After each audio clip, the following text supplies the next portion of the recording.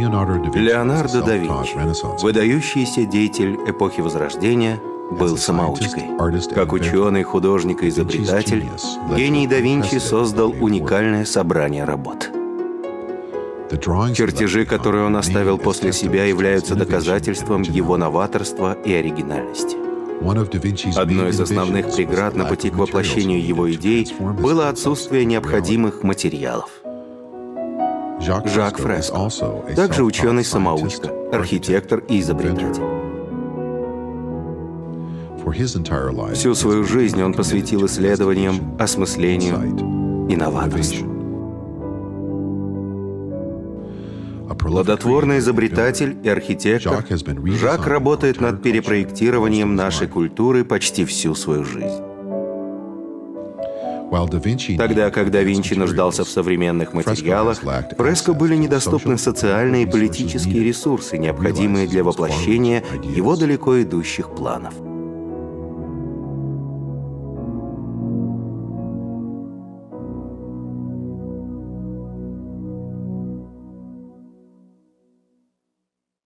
Август 1974 года.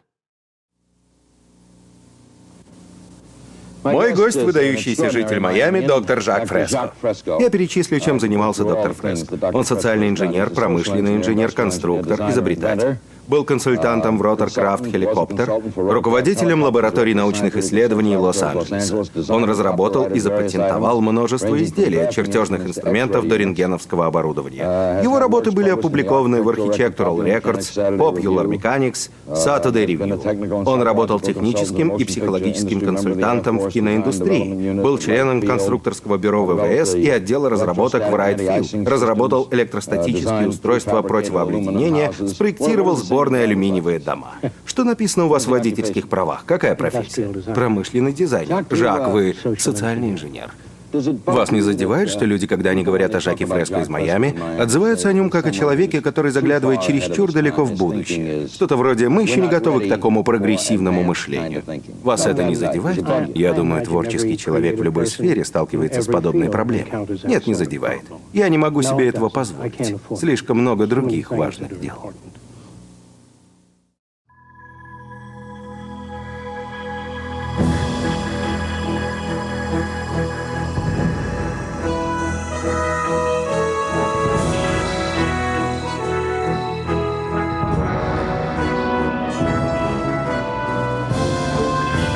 Dogflix Movies представляет.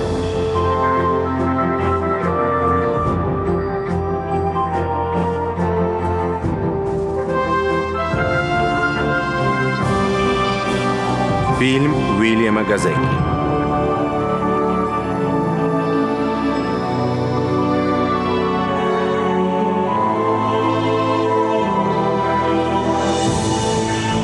Спроектированное будущее.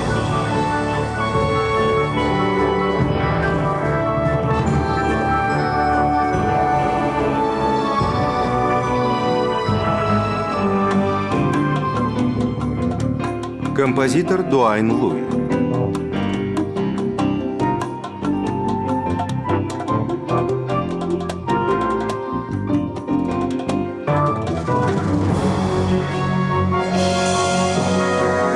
Автор рисунков и моделей Жак Фреско.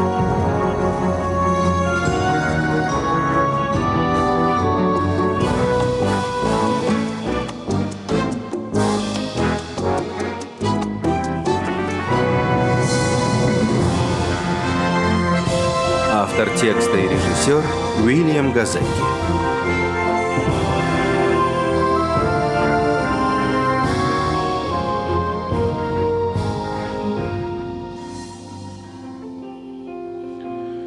Жак Фреско – футуролог. Футуролог – это человек, чьи мысли и поступки направлены на создание образа будущего. Жак Фреско занимается планированием будущего с 20-х годов прошлого века. Он не только философ и теоретик, но также инженер, промышленный дизайнер и социальный проектировщик.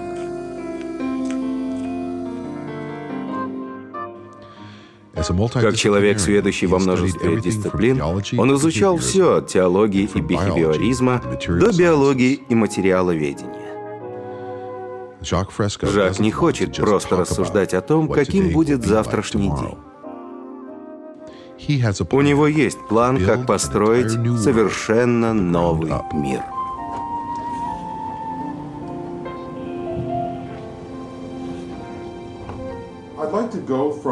Расскажите о том времени, когда вы только начали подумывать о рисунках. Когда начал делать зарисовки? Да, это было очень давно. Мне было 8 или 9 лет. На тему будущего? Да. Насколько я себя помню, меня всегда интересовало будущее. В то время вышел кинофильм «Метрополис». Он привлек мое внимание, так как отличался от других. Это был первый нестандартный фильм. Он изображал будущее очень регламентированным, что было абсолютно неприемлемо. Однако в этом фильме была очень интересная архитектура и робототехника.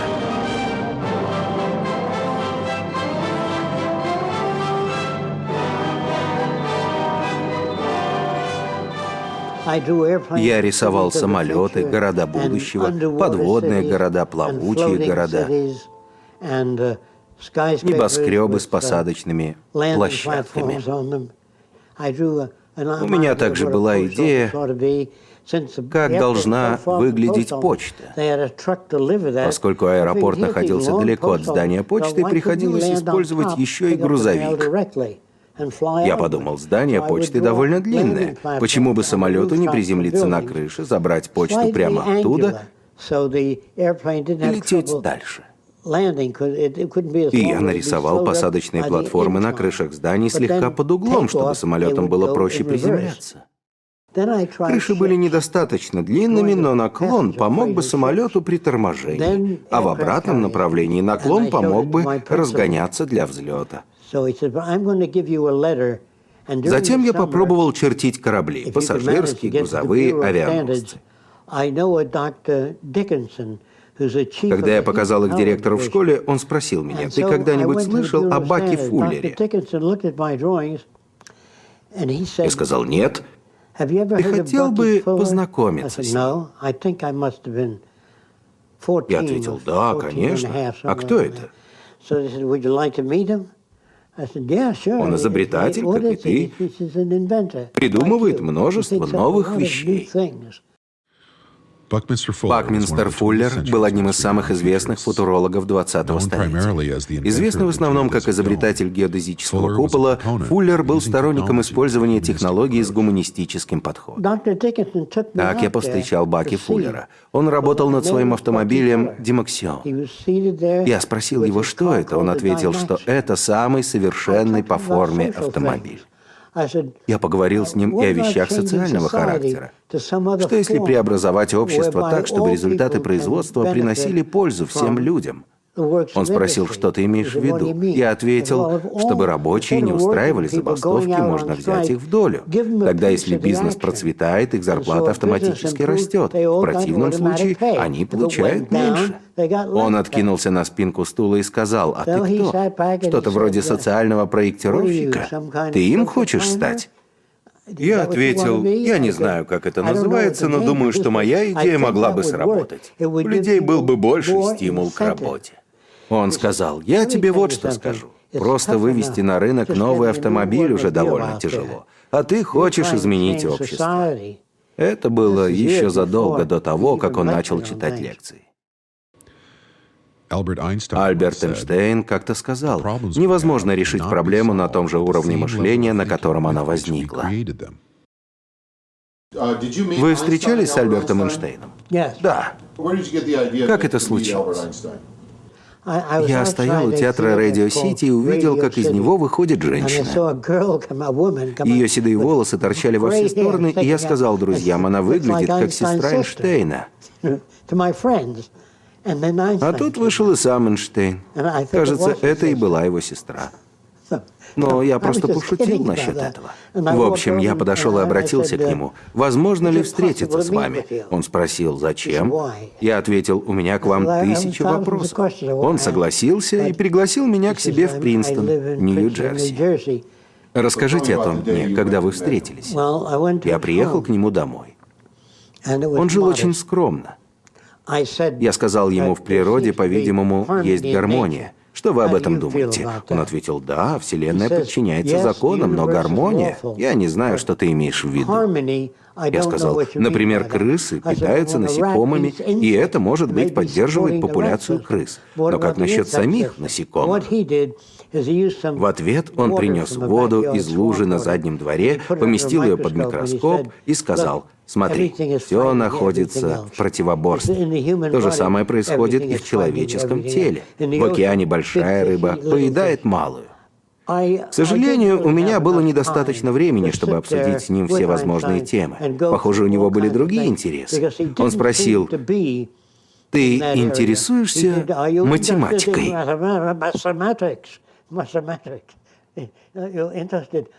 Как ты относишься к булевой геометрии?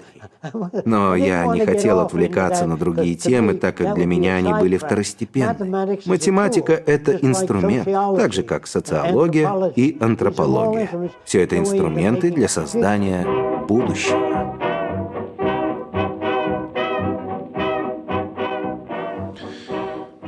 Когда в 1929-м рухнула фондовая биржа, Жаку было всего 13 лет. Взросление в условиях Великой депрессии породило в сознании любознательного и пытливого юноши много вопросов. Живя в Нью-Йорке, ему было трудно объяснить нищету и мучения, которые его окружали.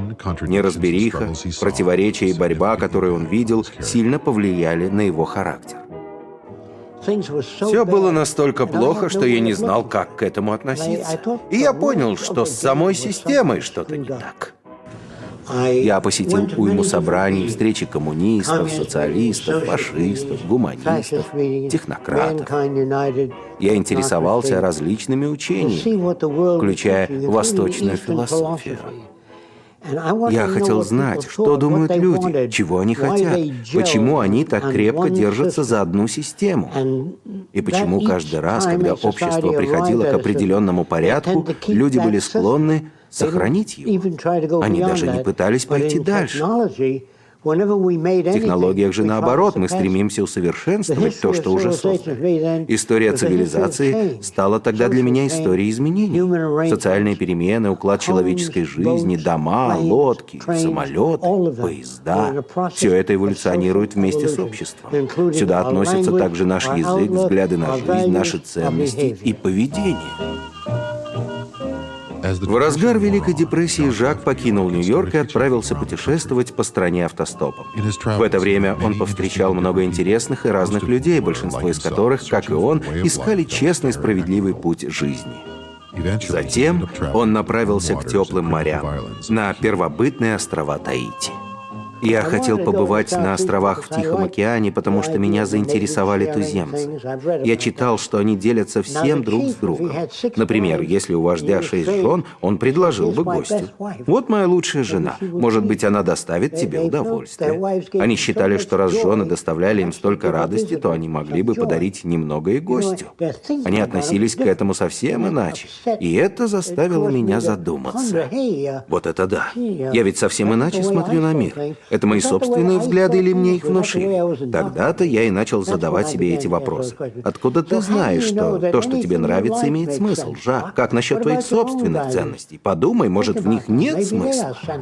Пёрл-Харбор, 7 декабря 1941 года. Обеспокоенный тем, что война может затронуть Гаити, Жак вернулся в США и был призван в ряды военно-воздушных сил. Когда война закончилась, тысячи заводов встали.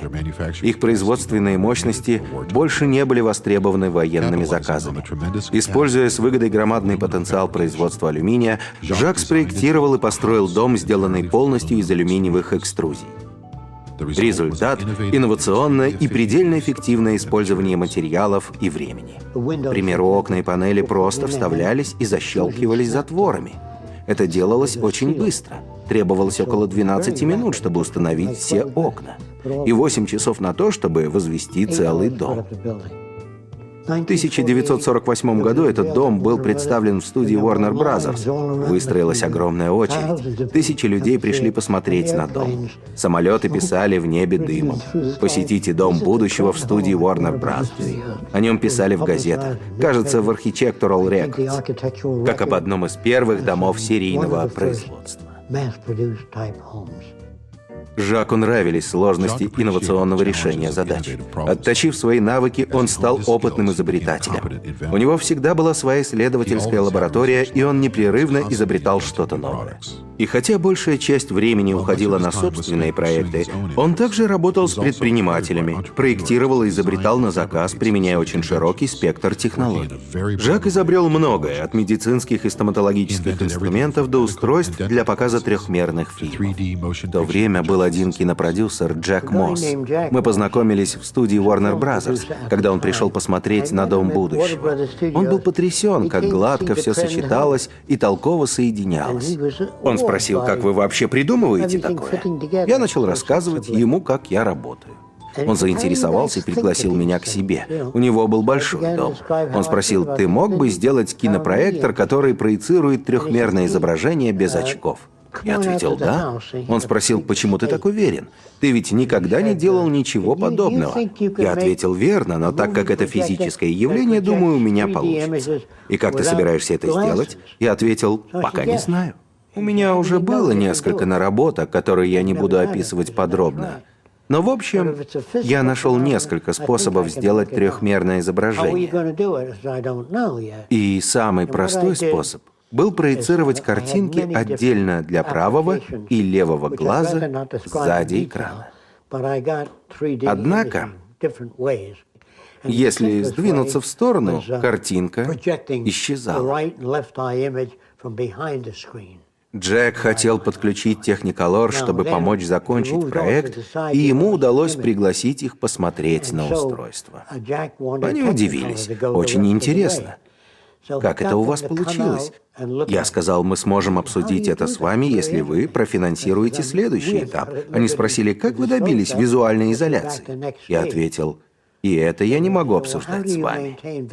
Они посмотрели на картинку, она была абсолютно чистая, никаких линий, и сказали, ну что ж, это лучшее из всего, что мы видели, но под углом 30 градусов картинка угасает. Тогда я сказал, да, угасает. И на расстоянии, если отдаляться, тоже. Они спросили, вы можете с этим что-то сделать? Я сказал, да. Именно поэтому вы здесь, чтобы поднять проект на новый уровень. На что они ответили, слушай, Жак, когда ты избавишься от проблем с углом и расстоянием, позвони нам. Так и умер этот проект. Так же, как и дом будущего. Позже из книг об изобретениях я узнал, что Александр Грэхэм Белл был вынужден сначала сделать телефон, прежде чем его начали финансировать. Копир, ксерокс также должен был быть выполнен целиком. Эдисону пришлось самому создать электрическую лампу. Никто не финансировал его, пока он не стал известен. А это что? Для чего это? Что вы имеете в виду? Это хирургические инструменты? Да, разные виды. И это только некоторые из них. Вы знаете, что такое ретрактор? Во время операции он держит разрез открытым. Это разные виды ретракторов. Предназначение этого инструмента – повернуть кость в нужное положение для того, чтобы установить протез. Он поворачивает верхнюю часть бедренной кости.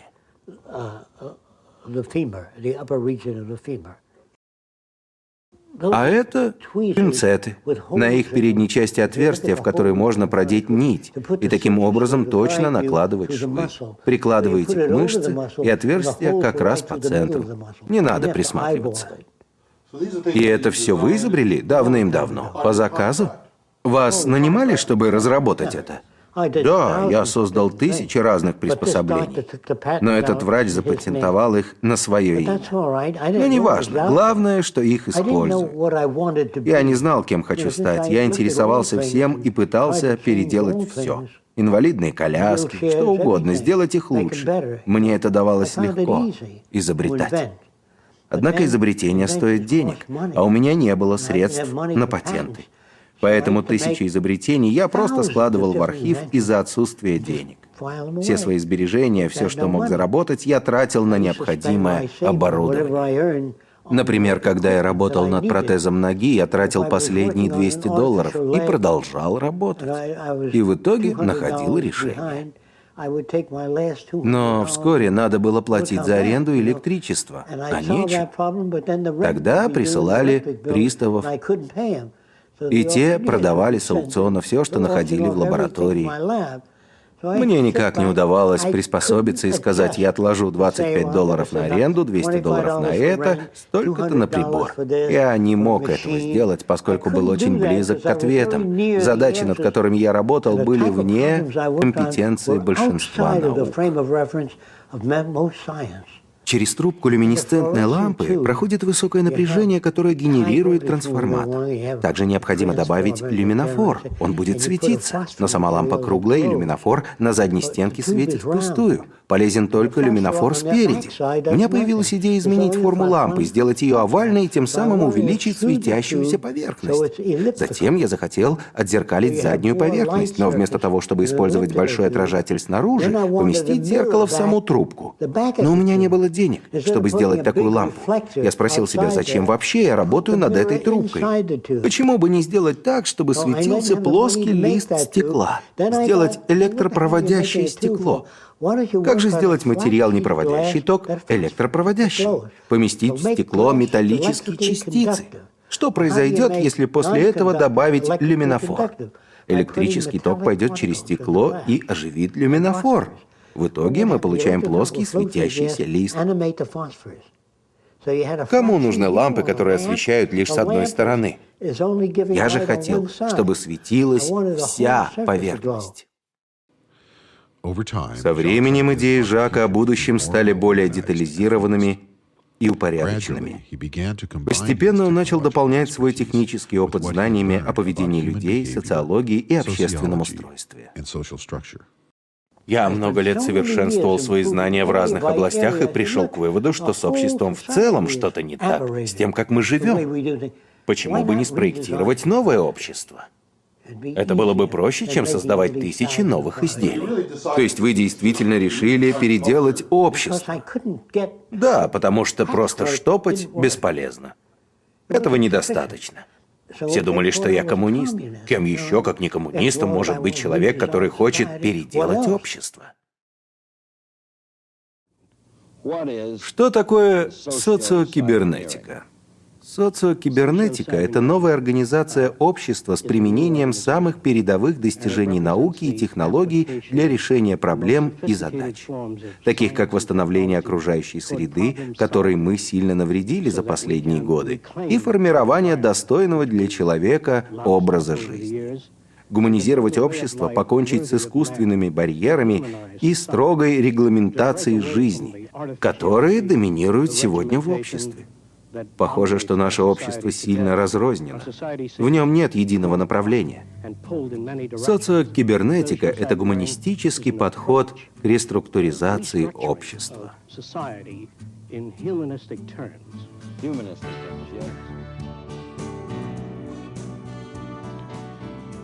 В задачи социокибернетики входили создание исследовательского центра, разработка и демонстрация новых технологий и инновационных общественных концепций внутри сообщества. На бесплодном клочке земли в центре Флориды Жак и несколько его друзей начали строительство того, что ныне известно как проект Венера, названный в честь одноименного близлежащего поселка. На площади приблизительно 10 гектаров были построены 10 зданий. Каждое выполнено согласно концепциям дизайна, строительства и стиля жизни в соответствии с разрабатываемой рабочей моделью гармонии и высокой производительности, которая совмещает в себе природу и передовые технологии. Цель Жака — полный пересмотр ценностей и реструктуризация общества в целом — остается главным приоритетом его работы. Проект Венера демонстрирует модель среды, которая способствует творчеству и новаторству.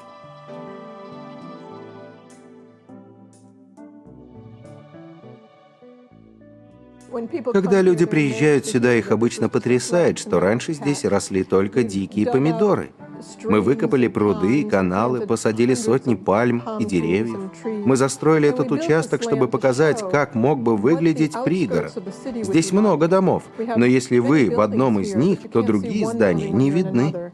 Мы очень хотели показать, как высокие технологии и природа могут сосуществовать. Жак и Роксана живут на территории проекта Венера и совершенствуют его с конца 70-х. Все это время шел непрерывный процесс разработки и воплощения новых идей. Жак начинает с зарисовок, затем создает масштабную модель. Он снимает модели на видео, чтобы в дальнейшем демонстрировать свои концепции будущего.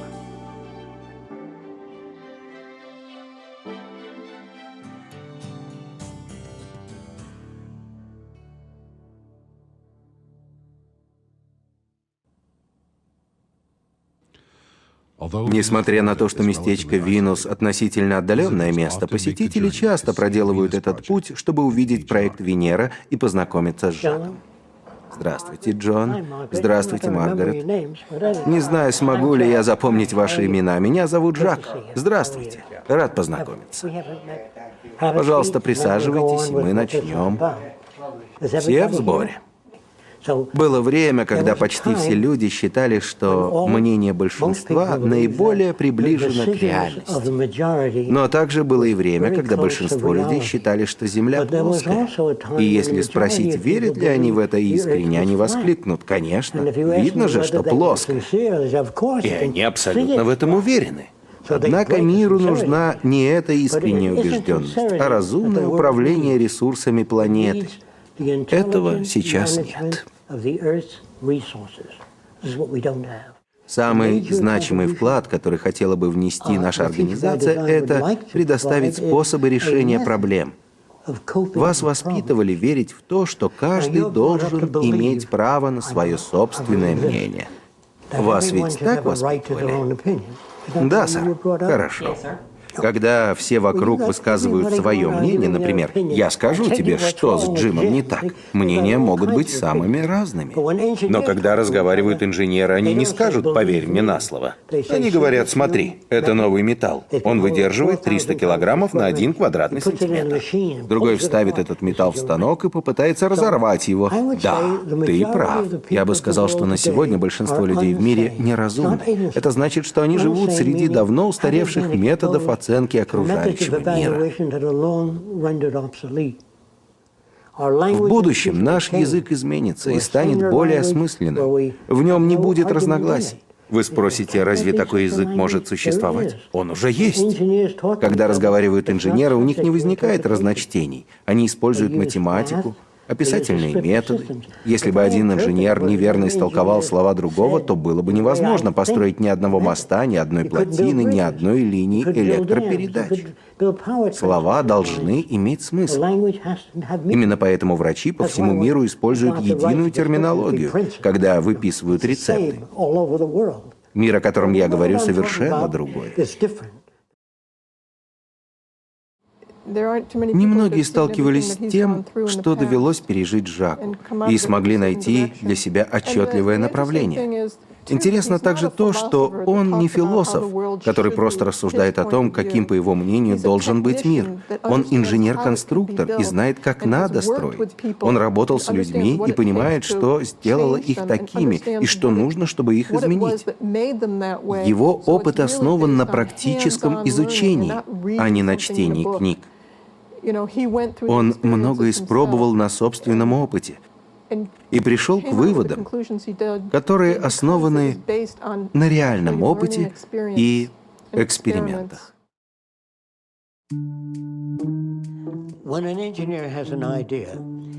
Когда у инженера появляется идея, он рассказывает о ней компьютеру. Во время обсуждения компьютер распознает элементы, о которых они говорят, превращая слова в изображение, которое показывается всем присутствующим на презентации или выставке.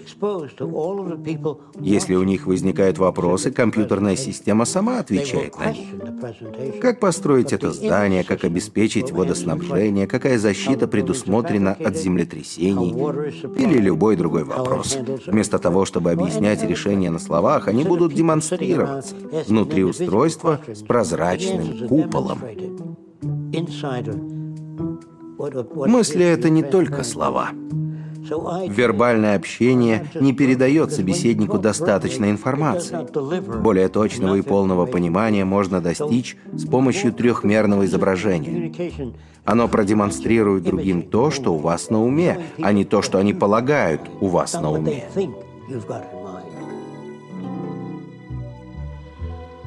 Спроектированный голографическим компьютером и построенный из сборных частей, дом будущего будет чем-то большим, чем просто крыша над головой. Он станет частью стиля жизни, будет способствовать обучению, вдохновению и общению.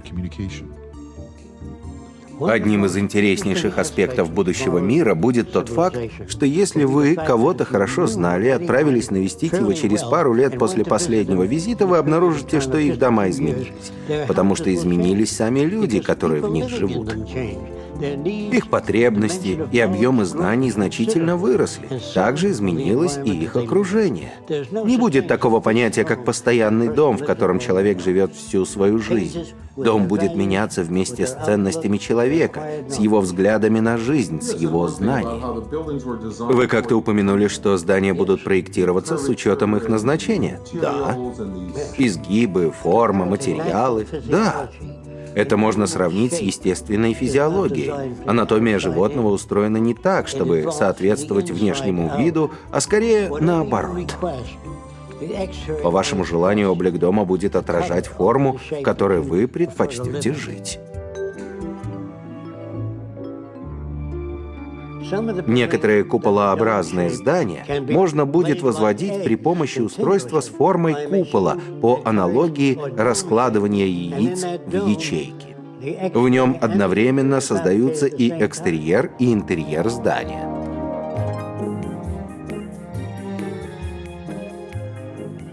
Не все захотят жить в куполообразных домах.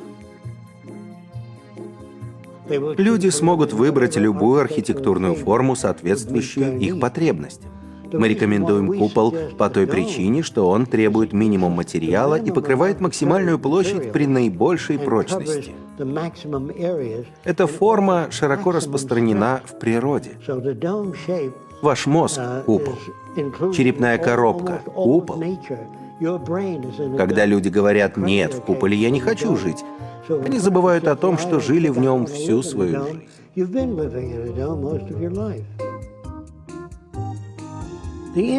Внутри зданий не будет явного источника света, такого как лампочка или светильник. Стены будут излучать свет равномерно. Также можно будет выбрать цвет освещения либо для всей поверхности, либо ее отдельных частей на ваше усмотрение.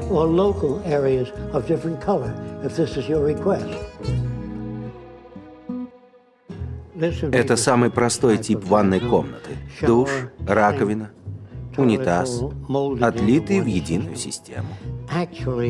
Здесь нет кранов, но есть отверстие, из которого вода подается плоской струей, что позволит смыть мыло с рук, использовав только шестую часть воды.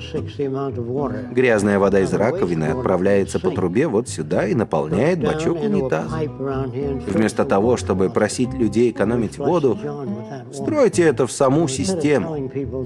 Это именно то, что нужно сделать для экономии воды. Ванные комнаты могут варьироваться от такого простого стиля до более сложных, но все они цельные. Можно создать около 50 вариантов ванной комнаты. Вы выбираете, какую хотите, и она устанавливается автоматически.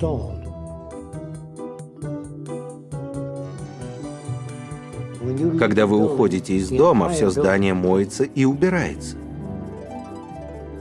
В помещениях также несколько увеличенное давление воздуха, что позволяет предотвратить попадание пыли с улицы. И если в воздухе появляются какие-то загрязняющие вещества, увеличивается электростатический заряд, который их удаляет. Этот дом будет умным благодаря собственной нервной системе.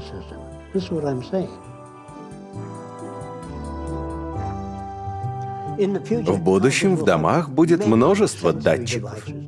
возникновения огня, токсичных веществ, всего, что представляло бы угрозу для жизни человека. Если бы вы вошли в дом будущего и спросили, где у вас телефон, вам бы ответили, а что такое телефон? Достаточно было бы сказать вслух, я хочу поговорить с Сэмом из Аравии. Из какой части Аравии? Вы просто произносите, кто вам нужен, и звук фокусируется прямо на вашем ухе. Так что вы сможете услышать Сэма из Аравии. В Южной Флориде сильные ураганы разрушили множество домов стоимостью в миллионы долларов. И на их месте опять построили почти такие же здания. Если вы хотите защититься от ураганов, используйте форму вогнутого конуса. Практически невозможно, чтобы смерч поднял конус. Вот такие убежища можно построить в Вест-Индии или любом другом ветреном регионе. Внутри будут раскладные кровати, запасы еды и воды. За такую форму не могут зацепиться ни вихрь, ни ветер. Попробуйте поднять конус жирными пальцами. То же самое и с ветром.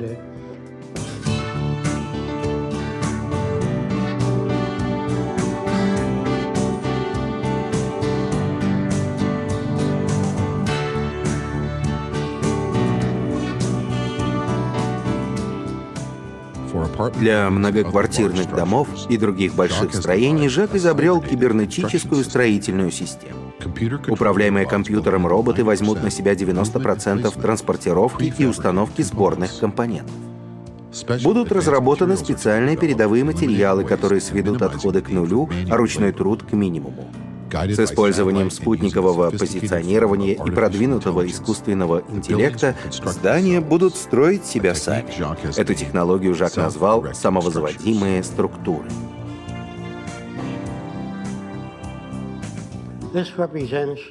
Перед вами относительно сложный образец алюминиевой экструзии. Если взять тюбик зубной пасты и вырезать в нем отверстие в форме буквы «Т», а затем надавить, то паста выйдет в форме буквы «Т». Так делают экструзии. Однако в будущем мы будем способны продавливать целые жилые дома, квартирные элементы или модули. На этот экструдер можно насаживать самые разные шаблоны и продавливать практически бесконечное разнообразие форм. Это позволит продавливать жилье по вашему предпочтению. Почти все жилые компоненты будут спроектированы так, чтобы подходить ко множеству различных архитектурных решений. Этот тип постройки использует краны для поднятия компонентов здания. В итоге само здание становится частью самовозводящейся структуры.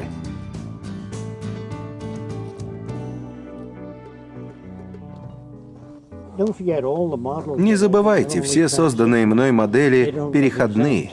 Они не самое лучшее, что можно создать. Ведь никто не знает, что принесет будущее. Слишком много переменных влияют на ход событий. Все созданные мной модели переходные, а многие из них лишь концептуальные. Не обязательно, что будущее будет выглядеть именно так.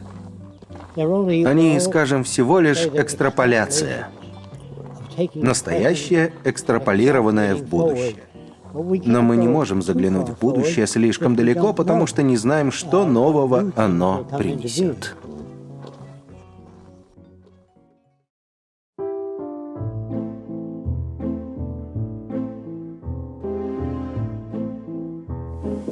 Это похоже на железнодорожную станцию.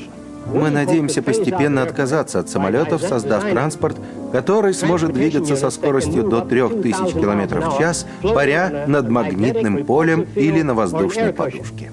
Эти огромные поезда будущего будут оснащены телевидением, радио, развлечениями, центрами искусств, обучающими классами, а не просто расставленными в ряды сиденьями, как в сегодняшних поездах. Если нужно высадить 40 или 50 человек, поезд замедляется до 160 км в час, пассажирская секция поднимается, либо сдвигается в сторону. При этом на ее место встает новая секция с отбывающими пассажирами. Нет необходимости останавливать поезд или сажать самолет. В будущем мы сможем просто отсоединить секцию с выходящими пассажирами или доставленным грузом. Это часть линейно ускоряющегося поезда, который доставит вас в любую точку мира всего за несколько часов. С комфортом, без снега и дождя, и страха потеряться в море.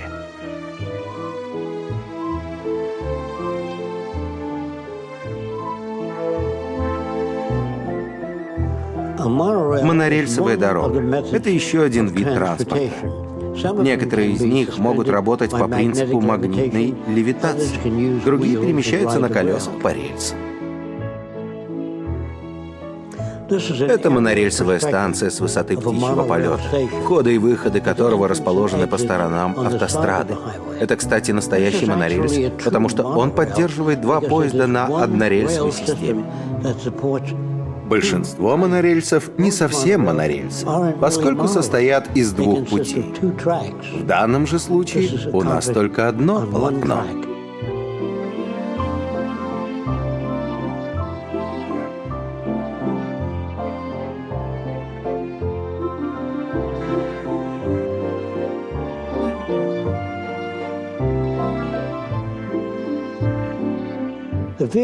Форма автомобилей будущего будет очень аэродинамична.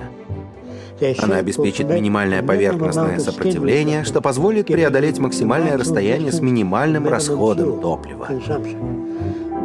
Спереди машина будет оснащена сонаром, радаром или же другим сенсорным устройством, которое сможет определять расстояние до других автомобилей и сохранять безопасную дистанцию автоматически. Другими словами, на шоссе или любом другом месте, где две машины могут столкнуться, электронные сенсоры определят дистанцию и уберегут машины от бокового удара и вообще любого столкновения. Даже если машины все же столкнулись и получили небольшую вмятину, кузову можно будет придать изначальную форму, поскольку он сделан из металла с памятью, который возвращается к исходной форме даже после деформации. У меня в руках металл, который называется нитинол. Изначально проволока накручивается на шпиндель и накаляется до нужной температуры, а затем остается в таком положении, пока не остынет. Теперь, если растянуть эту пружину за пределы ее эластичности так, что она уже не свернется, можно деформировать ее как только вздумается.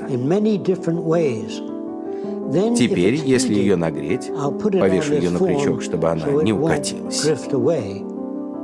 Я нагрею этот металл, и вы сможете наблюдать, как пружина возвращается в свою исходную форму. Это называется металл с памятью формы. В будущем такие свойства можно будет придать пластмассам, металлам и другим материалам. Смотрите, как она возвращается.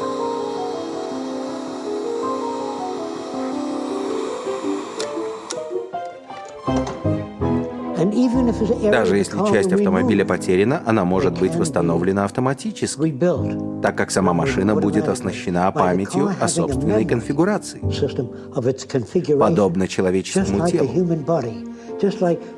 Как, например, ящерицы, саламандры и другие виды организмов могут регенерировать части своего тела.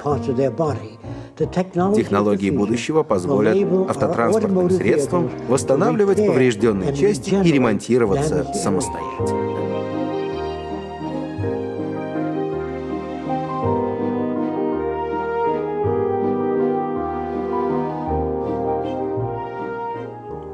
Это транспортное средство перемещается, паря в воздухе. Оно будет передвигаться на высоте около 1,5 метров над землей. Ему не нужны ни дороги, ни мосты. Повороты осуществляются электродинамически, заряжая и разряжая воздух либо с правой, либо с левой стороны. Не за счет выталкивания воздуха через дюзы, а путем притягивания или отталкивания воздуха.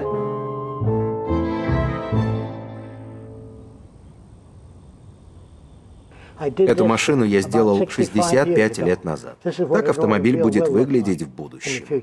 Он будет оборудован сенсорами. Когда я приближаюсь к вам на определенную дистанцию, срабатывают тормоза. Если я сдаю назад, а там на дороге ребенок-машина, останавливается. Никто не утонет в бассейне, потому что поднимается сетка, когда вас нет дома. Если ребенок упадет в бассейн, пока вы заняты на кухне, как только он коснется дна, сеть тут же поднимает его на поверхность. Чего вы хотите? В каком мире хотите жить? То, что вы здесь видите, это только элементы будущего.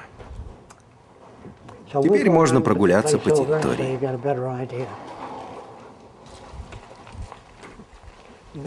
Вон там, с другой стороны пруда, мы построим очень большой купол. Что-то вроде конференц-зала.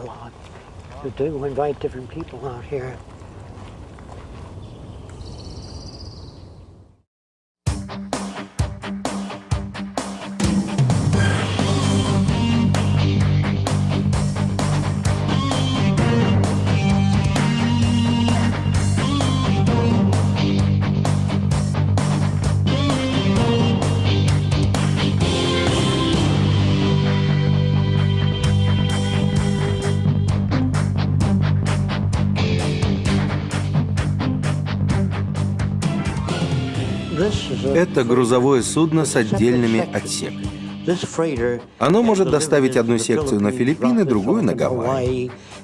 Когда все грузовые отсеки отсоединены, они автоматически поднимаются на разгрузочную платформу. Затем задняя часть корабля, в ней размещен двигатель, и передняя часть соединяются вместе, что позволяет сбалансировать нагрузку на судно. Не надо будет возвращаться с пустыми отсеками. Применив этот метод в судах с традиционными двигателями, можно сберечь миллионы галлонов топлива. Вот еще один возможный метод передвижения. В этом случае вода притягивается к поверхности корабля электродинамически, на что корабль реагирует движением вперед, прочь от возникшего в задней части давления. Это как персиковая косточка. Зажмите ее между пальцами, и она выскочит. Такой способ обеспечивает быстрый разгон, меньшую турбулентность и очень низкие энергозатраты. Это иллюстрация подводного транспорта будущего. В его передней части, непосредственно перед самой машиной, будут очень быстро выпускаться воздушные пузырьки, что изначально снизит сопротивление. Если выпустить 1000 воздушных пузырьков под кораблем, он утонет, потому что вода, насыщенная воздушными пузырьками, обладает меньшей плотностью. Поэтому в будущем воздушные пузырьки будут использоваться для снижения фронтального сопротивления. Транспортировка под водой намного экономичнее и подвержена меньшему сопротивлению. Передвигаясь на поверхности воды, мы сталкиваемся с волнами и волновым движением. Под водой эта проблема попросту отсутствует.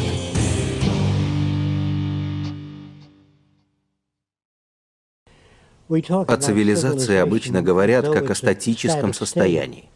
Но цивилизованных людей еще нет. Это процесс, который идет непрерывно. Мы еще не цивилизованы. Этот процесс еще идет. И мы никогда не станем полностью цивилизованными, потому что необходимы довольно обширные знания, чтобы действовать наиболее разумно. Это касается и интеллекта.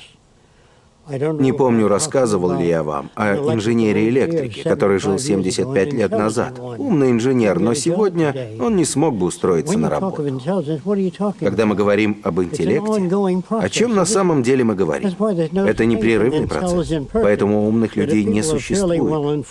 Есть люди, которые хорошо информированы в области А и Б, но не информированы в области В. И когда речь заходит о цивилизации, звучит так, будто мы ее уже достигли. Однако, пока существуют войны, полиция, тюрьмы, преступления, так называемая цивилизация находится лишь на ранних стадиях.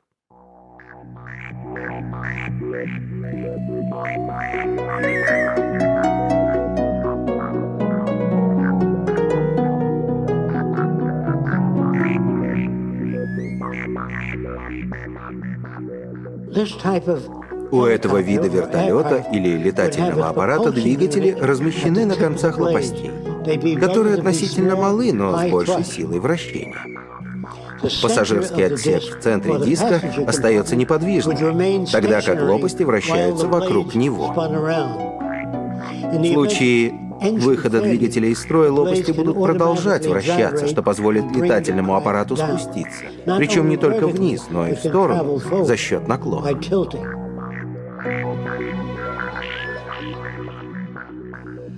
Вы можете заметить, что на этом самолете нет ни элеронов, ни закрылок. Он управляется другим способом, с помощью ионной тяги.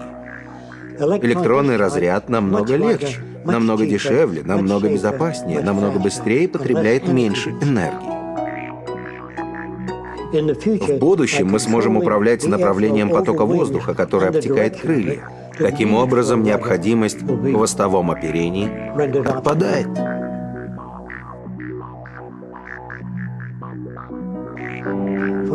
Для индивидуальных поездок или для небольших групп будет создан самолет с вертикальным взлетом и посадкой. Это так называемый поднимающий фюзеляж. То есть в данном случае сам корпус поднимает самолет в воздух.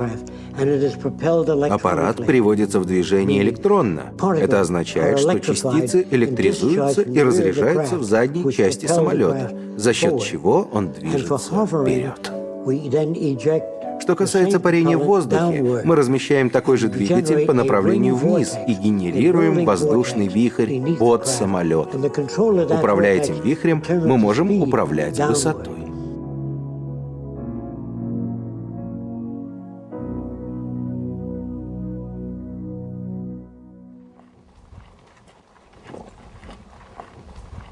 Мы на пути к куполу с моделями. Я покажу вам модели зданий будущего и как они строятся.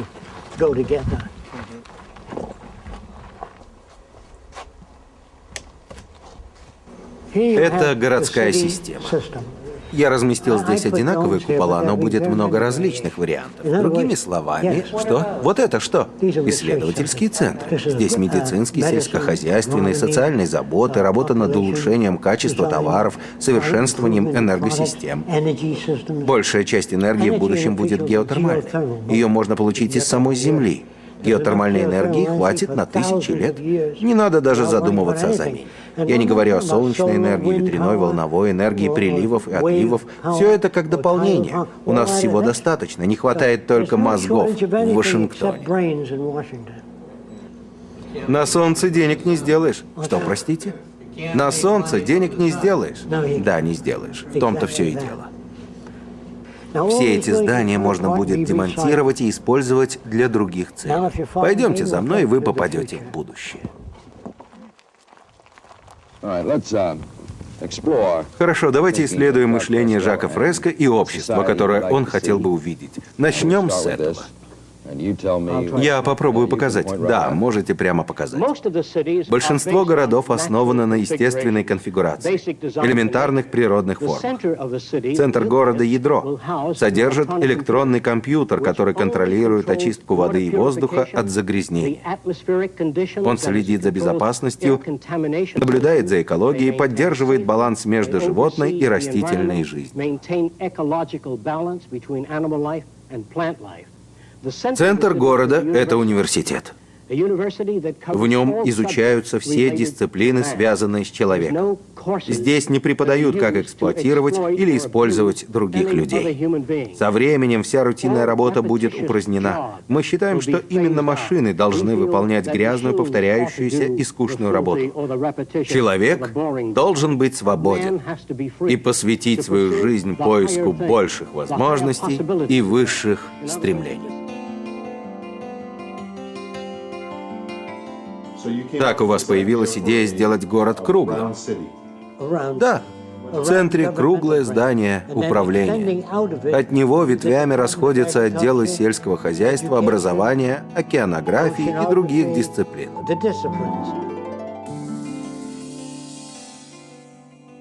Круговая конфигурация позволяет приблизить все районы к центральному куполу, в котором находится здравоохранение, питание, магазины, все, что необходимо людям. Круговое расположение требует намного меньших энергетических затрат, чем любая другая конфигурация. Если вы начинаете путь в одном конце и идете через весь город, вы всегда вернетесь на то же место. Тогда как в линейном городе, если вы куда-то ушли, вам придется проделать весь обратный путь, чтобы вернуться. Поэтому круговая схема значительно эффективнее. В будущем города будут строиться целиком как единая система. Все части и компоненты будут застраиваться поэтапно. Первый слой будет под землей. Система обогрева, электрогенераторы, трубопровод, системы переработки отходов. Следующий слой будет базовым. Базовым для всей архитектуры, как основа для всех строений. Уже после этого на основании заложенного фундамента возводятся и сами здания, начиная с центральной части города и затем в стороны по кругу. Далее следуют внешние жилые районы, затем сельскохозяйственный пояс, далее зоны отдыха. Сами города будут сборными. Большинство элементов, составляющие строение городов, взаимосвязаны и взаимозаменяемы. Здания спроектированы таким образом, что после сборки их можно будет опять разобрать на составные части. Новые города будут постоянно дорабатываться и улучшаться. При подаче в город вода проверяется, и в зависимости от уровня ее загрязнения, оборудование по обработке воды очищает ее за счет испарения и реконденсации. Вся поступающая в город вода будет находиться под постоянным контролем. Причем не одной мониторинговой системы, а нескольких. То же касается и воздуха над городом, и вокруг него. Он находится под постоянным наблюдением. Все крыши фотогальванические. Вся внешняя поверхность зданий преобразует солнечное излучение в электроэнергию. Далее, за третьим сектором, мы видим теннисные корты, парки. Еще дальше находится жилой район, состоящий из озер, водопадов, всевозможных великолепных растений на всей его территории. И каждый дом скрыт деревьями так, что из него не видны другие здания. Некоторые люди, как, например, в следующем секторе, предпочтут жить в многоквартирных домах. В этих домах есть драм-кружки, места для отдыха, плавательные бассейны, места для общения и многое-многое другое. Недостаток частного дома заключается в том, что вам нужно добираться до разных мест, чтобы получить то же самое. Вместо моторных транспортных средств все перевозки в городе осуществляются круговыми конвейерами, которые мы назвали трансвеерами. Они движутся прямо по кольцу, по спирали, вертикально, выполняя при этом функцию лифтов, автобусов, конвейеров. Если вы хотите поехать в другой город, вы спускаетесь на лифте под центральный купол, где магнитно-левитационные поезда доставят вас в любой другой город или регион. Отходов не будет в принципе, как не бывает отходов и в природе. Все материалы, которые мы раньше называли отходами, будут переработаны и преобразованы в новые изделия. Когда население города достигнет определенной численности, мы останавливаем строительство и даем природе возможность сохранить естественную среду между городами. Это не значит, что мы сможем решить все проблемы. Мы просто можем спроектировать и построить намного лучшую среду во благо всех людей.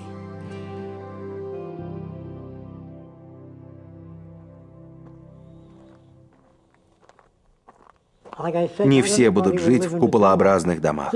Здесь представлены другие виды построек. Это пример дома для отпуска.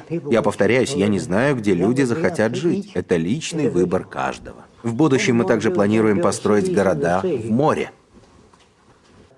Некоторые из этих городов предназначены для добычи полезных ископаемых в океане. В океанах есть вольфрам, марганец, фосфор, самые разные химикаты, которые бы могли нам потребоваться. Они будут доступны всем людям. И в будущем не надо беспокоиться, если вы ослепли. Мы проектируем города таким образом, что открытую дверь можно будет услышать. Вы сможете услышать стол, потому что у вас за ушами будут специальные датчики. Мы даже работаем над созданием искусственного зрения для всех людей, потому что любой может потерять зрение. Не надо будет больше выпрашивать деньги на медисследования. Здесь обычно спит крокодил. Дайте-ка я посмотрю.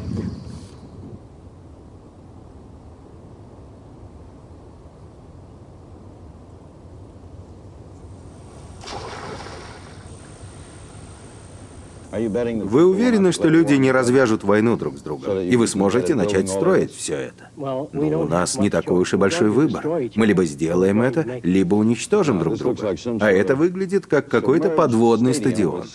Мы можем построить циркулярные города в море, где глубина воды около 10 метров. Окна большей части квартир будут выходить прямо в море. Вы сможете наблюдать за морской жизнью и проплывающими мимо рыбами. Не будет ни зоопарков, ни морских аквариумов. Вы сможете наблюдать за флорой и фауной в естественных условиях. Можно будет плавать на лодках, нырять с аквалангом, будут центры развлечений и университеты прямо в море. Вы сделали все эти рисунки? Да.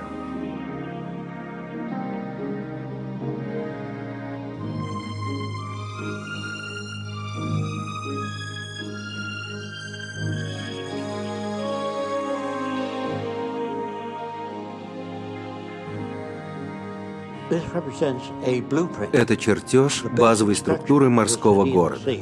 На верхней секции находятся посадочные площадки для вертолетов, а также грузовые краны, которые могут передвигаться по всей поверхности.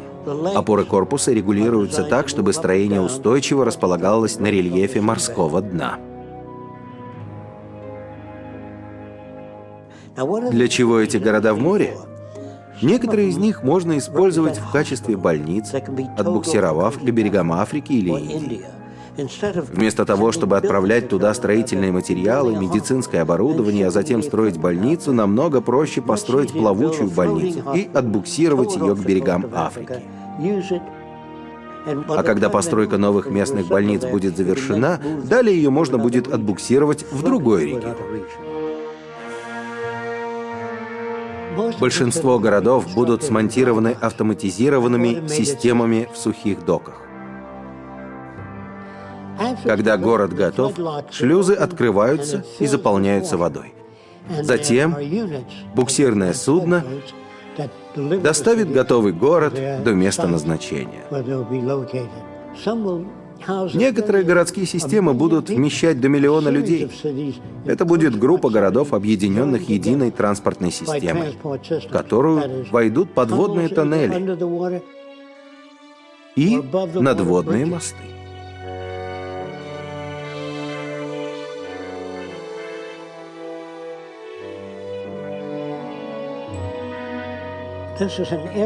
Это вид сверху на один из многочисленных вариантов морских городов. В башнях расположены жилые помещения. Доки вокруг городов используются для морских исследований и реконструкции, например, для восстановления поврежденных рифов. В этом строении в центре находятся гидропонные сады, где выращивают растения без использования почвы.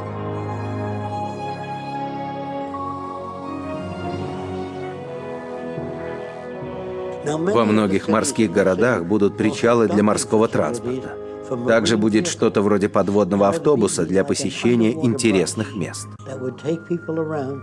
Вы сможете в деталях увидеть океан, как мы подчиняем его себе, как используем его, как бережем и защищаем, чтобы будущие поколения также могли им наслаждаться.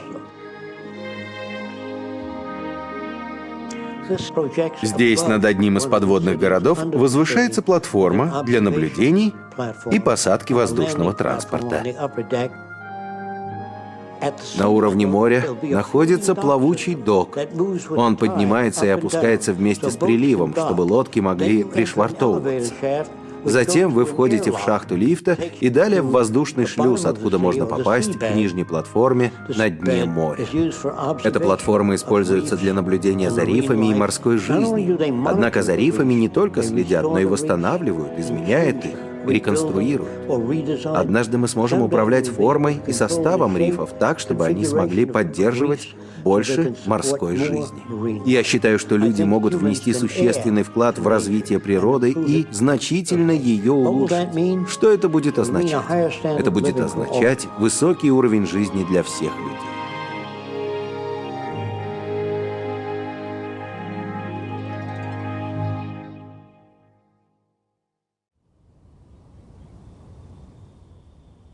Когда он зарисовывает эти здания и конструкции, он также продумывает, как они будут монтироваться, как их будут производить.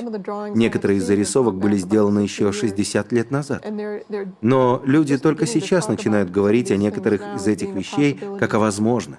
В прошлом люди говорили: «Ах, полеты на Луну невозможны, может, только через 1000 лет». А на следующий день они поднимали голову и видели ракету в небе. 25 лет назад, когда я впервые встретила Жака, он рассказывал людям о некоторых изобретениях, и они говорили ему: «Это нереально, даже спустя век». А через 10 лет это изобретение появилось на обложке журнала «Популярная наука».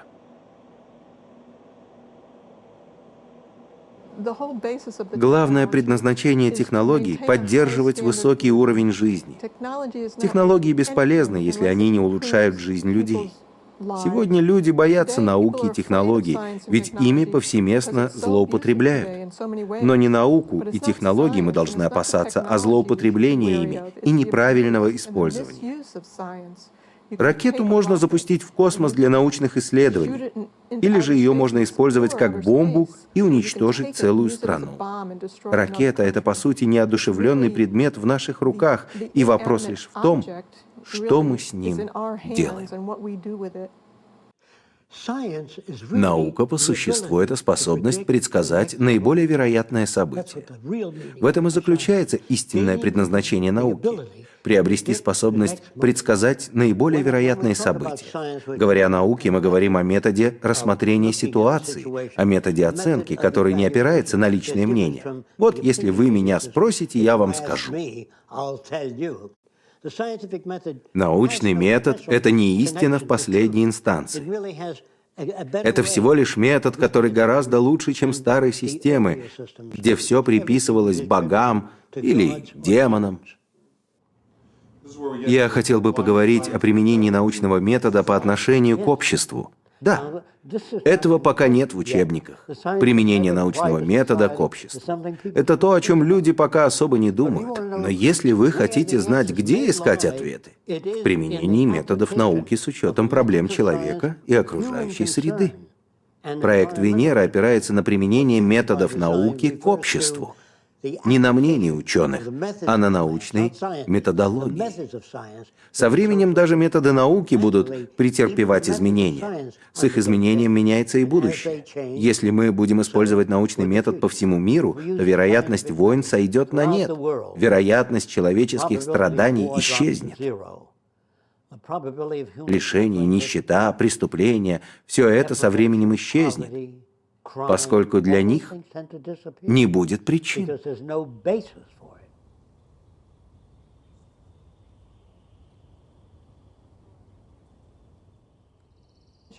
Перед тем, как изучать поведение людей, Жак изучал поведение животных. Как изменить поведение животных? Как его предсказать? Он пришел к выводу, что именно среда изменяет поведение и обуславливает то, что мы делаем. Мы не рождаемся с предубеждениями, нетерпимостью, злостью, жадностью. Все это культивировано и воспитано в нас нашим окружением. Именно поэтому мы считаем, что пока не изменятся условия среды, не исчезнет и неприемлемое поведение.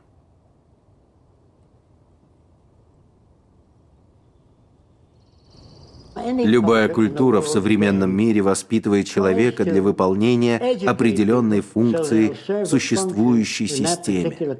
Другими словами, если вы растете в нацистской культуре, вас будут учить размахивать флагом со свастикой и сопутствующему.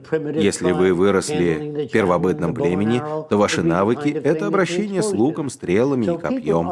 Люди поставлены в такие условия, чтобы служить интересам укоренившейся культуры. Кто задает эти условия? Владельцы крупных организаций, правящие круги. Они прививают нам систему ценностей, которая бы играла на руку существующим структурам, будь то религиозные, нерелигиозные, промышленные, военные структуры. Когда ребенок спрашивает: «Папа, какая страна самая лучшая?» Конечно же, наша страна. «Папа, какой бог правильный?» Наш бог, все остальные ложные. Представьте, как в Древнем Риме семья ведет своих детей посмотреть, как христиан скармливают львам. И дети смотрят на это. «Пап, мы можем прийти на следующей неделе посмотреть, как христиан скармливают львам?» Эти дети больны? Нет. Их система ценностей искажена. Я всерьез обеспокоен средой, в которой люди растут и воспитываются. Если трансформировать эту среду, следом трансформируется и поведение. Изменив среду, в свою очередь, изменятся и люди. Но если переориентировать людей, не затронув при этом среды, все вернется обратно. В следующий раз, когда вы подумаете о будущем, помните, ход ваших мыслей основан на идеологической обработке, на том, что вам дало общество. Диапазон ваших мыслей ограничен доминантными ценностями вашего общества. Чтобы научиться гибкости в мировоззрении, требуется очень много времени. Когда я был ребенком, общаясь с другими детьми, мне приходилось быть очень терпеливым, чтобы добиться какого-то прогресса. Я рассуждал о концепции Бога, вашей концепции Бога, моей концепции Бога, его концепции Бога. Они такие разные. И я задумался, каков Бог в действительности, и есть ли он вообще? Почему Бог позволяет случаться войнам и болезням, если он всех любит? Я не видел в этом смысла. Слишком много несостыковок, и я поставил это под вопрос. Сначала мне было немного некомфортно поставить под вопрос концепцию Бога. Но затем я прочел об истории и эволюции богов. Существовало так много разных богов. Бог войны, бог мира, бог любви. Было больше похоже на то, что люди их выдумали. Боги были то добрыми, то злыми, требовали жертвоприношений, создавали наводнения, когда им не нравилось, как шли дела. Это было как-то не очень похоже на высший разум. В далеком прошлом первобытные люди, увидев молнию, думали, что божество гневается. Но откуда же еще возьмется молния? Когда на них обрушивался ураган, они приносили в жертву определенных людей из племени в надежде, что боги не нашлют второй ураган. А когда ураган все же случался снова, они приносили в жертву людей помоложе. Однако вождь племени жертвовал собой лишь в редких случаях, но у него всегда были люди, готовые для жертвоприношений. Вот такая проблема с людьми. Если что-то происходит за гранью их понимания, они выдумывают этому объяснение. Вожакам сообществ приходилось создавать богов и демонов, чтобы как-то объяснять происходящее. И неважно, насколько первобытно племя. Они спрашивают: «Почему такая плохая ветра уносит людей с острова?» А вожак в ответ: «Вы нехорошо вести себя? Вы не делаете достаточно жертвы вулкану? Брось брата своей жены в вулкан, тогда, возможно, он не извергнется. И если вы бросали Шурина в вулкан, а тот все равно извергался, вы должны были бросить в него свояченицу». Отсюда появляется метафизика, религия, суеверие. Вы стучите по дереву, носите кроличью лапку. Обратите внимание, у кролика было 4 лапки, и его это не спасло. В конечном счете, суеверие преобладает там, где преобладает невежество. Миф – это способ объяснить маленькому человеку, работающему в поле и задающему вопросы: «Как же так? Похоже, ничего толком не добьюсь в этой жизни». Когда отбросишь коньки, там у тебя будет все. Если эта жизнь не складывается, то следующая точно удастся, если будешь хорошим. Объем суеверий, который может впитать отдельная культура, обратно пропорционален объему достоверной информации, которой располагают люди. Поэтому в будущем при должной подаче информации в значительно большем объеме, чем сегодня, не будет «постучи по дереву», «сегодня мой счастливый день», «чему быть, того не миновать». Все это исчезнет в будущем. Я считаю, что все, что он делает, по сути своей, высокодуховно. Вместо того, чтобы ждать, что после смерти мы попадем в лучший мир, этот проект представляет собой работу именно над тем, к чему призывают все религиозные учения на Земле. Для этого нам не нужно ждать, пока мы умрем. Мы можем заняться проблемами уже сегодня и не ждать, что придет Мессия в белых одеждах и все изменится. Верующему человеку не надо ждать, пока он попадет на небеса. Мы можем решать проблемы уже сегодня. Например, в религии события обычно приписываются воле Божьей. Если произошла авария, на то воля Божья. И вы перестаете думать, вы не думаете о решении проблемы. Это мешает вам сказать, как мы можем спроектировать транспортную систему, чтобы у нас больше не было таких аварий. Жак работал со священниками, с верующими людьми и помог им расширить кругозор. Теперь они обращают внимание на среду, которая формирует поведение людей, и больше не называют людей хорошими или плохими. Они задумываются об изменении среды для того, чтобы добиться более конструктивного поведения. Если бы вы попросили меня перепроектировать мир и образ жизни людей, первое, что я должен был бы сделать, это проинспектировать все имеющееся, чтобы узнать, что у нас есть. Сколько у нас воды, сколько пахотной земли, сколько людей. И только после этого я смогу начать разрабатывать общество, основываясь на том, что у нас есть. Что действительно нужно, так это понимание ресурсов Земли агрономами, геологами, геофизиками, людьми, которые изучают Землю. Они не будут навязывать вам свое мнение. Они скажут, например, в Антарктике больше жизни. И это не мнение, это полученные данные. Поэтому в будущем больше не будет мнений. У вас есть знания в этой области? Нет. Хорошо, вот здесь вы сможете их найти. Или можете поискать там. Всем людям нужен чистый воздух, чистая вода, пахотная земля, хорошие отношения, новый язык. Это не какие-то мои выдумки. Я использую землю как эталон. Другими словами, мы должны жить в соответствии с несущей способностью Земли. Вы меня понимаете? Да, сэр, я понимаю. Я вот думаю, насколько радикальной будет такая социальная перемена, и насколько другим будет мир. И как добиться того, как попасть отсюда туда, чтобы люди приняли это. Хорошо. Вот как мы это сделаем. Со временем принятие всех решений будет передано машинам. Поначалу люди скажут, ну не знаю, понравится ли мне, чтобы машины принимали решения. Во-первых, это то, что делают весы. Когда в мясной лавке продавец скажет, что курица весит 3 килограмма, вы как покупатель засомневаетесь, что-то не похоже на 3 килограмма. Вы берете ее в руки. Я думаю, она весит около 2, потому что вы напряжены, и вам кажется, что она весит меньше. А позже появились весы, и мы поручили им принятие решений, верно? Так же и пилоты. Они не говорят, я думаю, что мы на высоте 1500-2000 метров. Они смотрят на прибор, который показывает, что от самолета до земли 1723 метра. Это решение приняла машина, поскольку решения, которые принимают машины, намного точнее.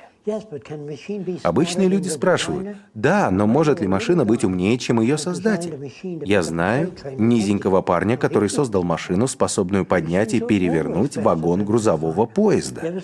Сам бы он вагон не поднял. Машины всегда быстрее, чем их создатели. Вы видели конвейер, наполняющий бутылки с колой? Инженер не сможет двигать все эти бутылки с такой скоростью.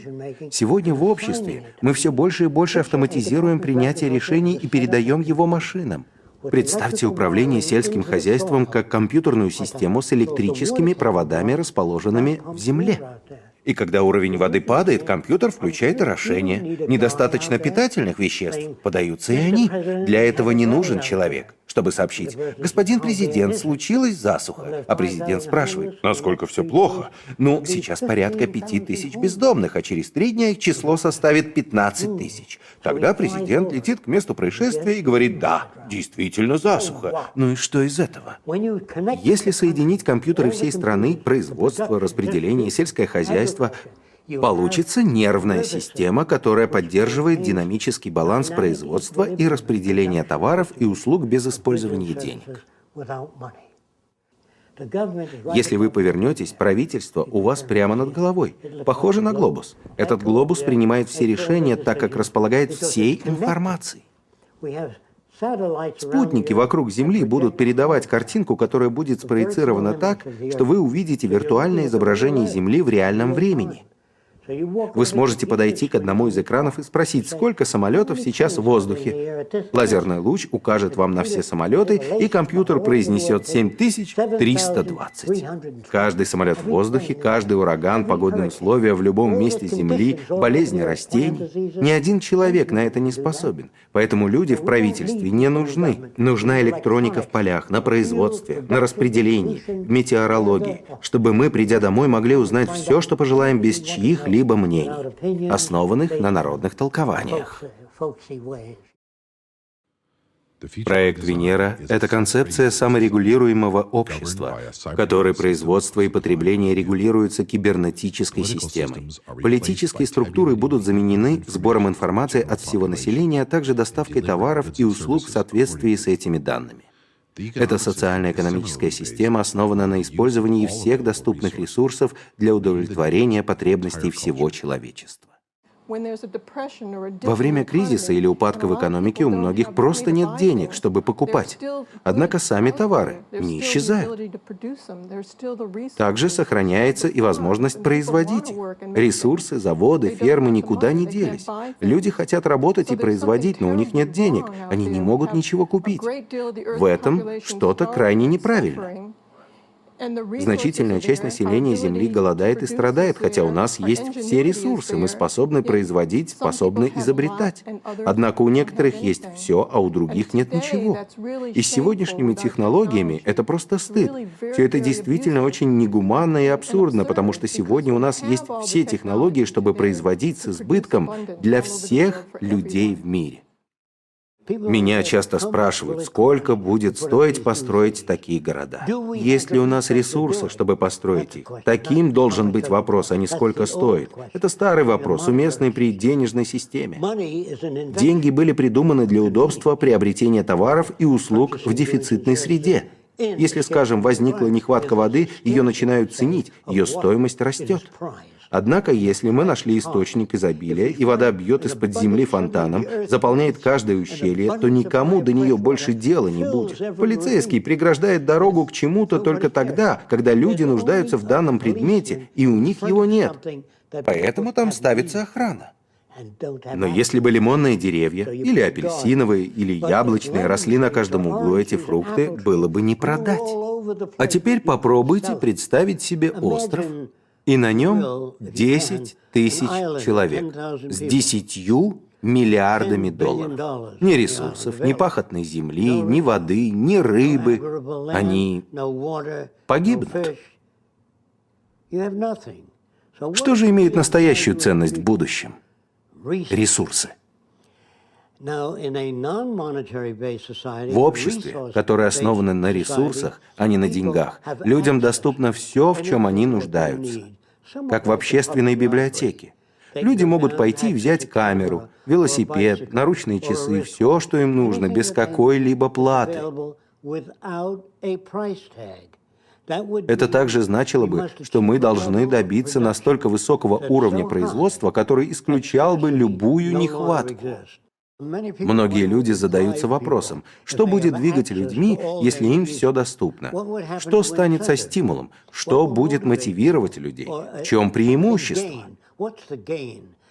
И хотя преимущество в том, что все доступно, что будет мотивировать их сделать мир еще лучше? Потребности. Нам всегда будет чего-то не хватать. Это означает, что невозможно достичь совершенства. Мы не сможем достичь идеального динамического равновесия. Мы всегда будем пребывать в той или иной форме дисбаланса.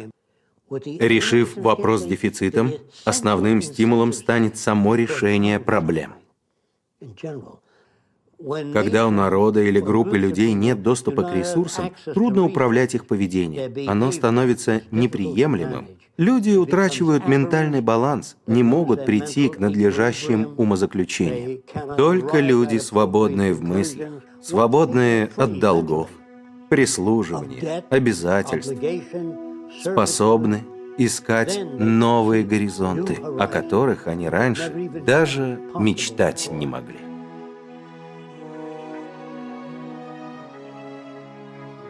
Основной механизм демократического процесса в проекте «Венера» — это использование общественных выставочных павильонов. В выставочном павильоне у каждого будет возможность принять участие в формировании приоритетов, которыми будет руководствоваться общество. Они будут похожи на огромные выставки, где вам покажут все новинки, все, что имеется в наличии. Вы осмотритесь и скажете: «Вот это мне понравилось», или «Это удачно вписалось бы в мою кухню», что бы то ни было. И критика всегда приветствуется, если появляется что-то новое. Что вы думаете об этом? Вы считаете этого достаточно? Видите ли вы какие-нибудь недостатки? Введите вашу точку зрения в компьютер. Это и будет встроенная демократия, культура, в которой все люди принимают участие в непрерывном процессе ее совершенствования. С точностью до минуты люди знают, что выходит нового, что существует, что есть в наличии, чего нет.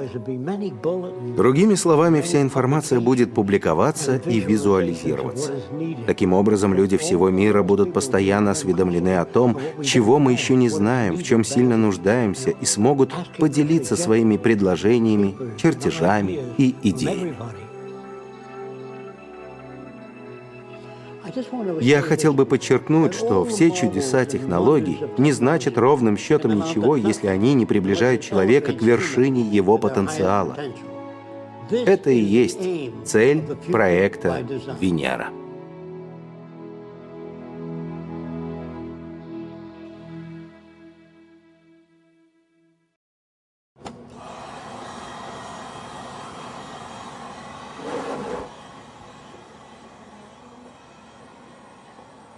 Жак продолжает изобретать. Каждый день он конструирует, пишет, работает. Его жажда к жизни движет им, подталкивает его работать. Он интересуется всем, что происходит сейчас в мире, к чему это приведет, чем обернется. При этом он очень стремится познакомить мир с этим направлением. Это главное в его работе. И он делает это любым доступным ему способом, демонстрирует будущее. Недостаточно просто рассказывать, каким будет будущее, нужно показать людям, чего не хватает. У него постоянно возникают новые идеи, новые изобретения, новые разработки. Он все время улучшает то, что уже есть, создает новые модели, снимает на видео. Он не знает усталости в попытке показать миру эти идеи. Я думаю, он боится того, где общество сейчас. Для него это неприемлемо. Но вместо того, чтобы просто жаловаться, он хочет предложить альтернативу. Когда люди спрашивают: «Вы хотите построить идеальное общество?» У меня нет такого понятия, как идеальное общество. Я не знаю, что это значит.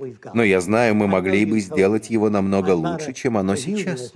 Я не утопист и не гуманист, который хотел бы видеть всех в тепле и гармонии. Я знаю, что если мы ничего не изменим, то поубиваем друг друга и уничтожим Землю.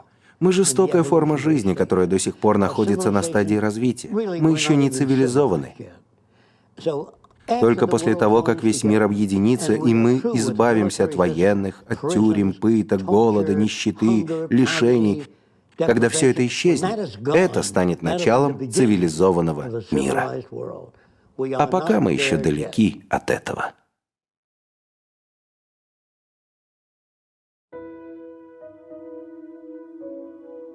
На русский язык фильм озвучен при содействии студии Freeways.